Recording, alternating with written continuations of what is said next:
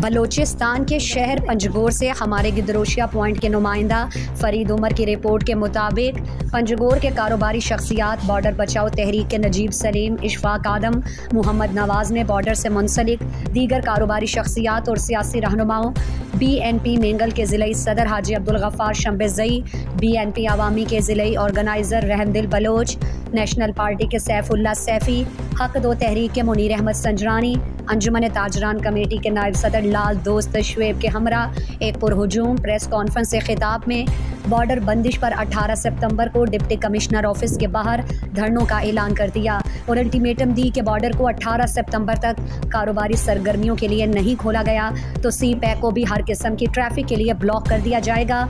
इस मौके पर मौजूद सियासी जमातों के अकाबरीन और रहनुमाओं ने बॉर्डर बचाओ तहरीक के एहतजाजी धरनों की हिमायत करते हुए धरनों और एहतजाजी रैलियों में शामिल होने का ऐलान किया।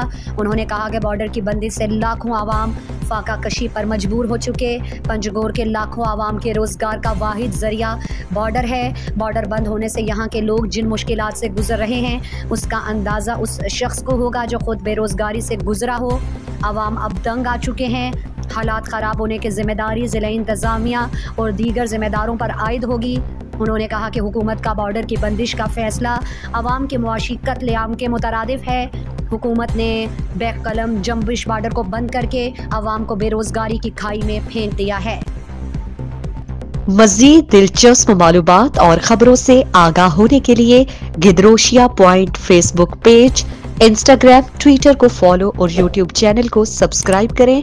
बेल आइकॉन बटन दबाना ना भूलें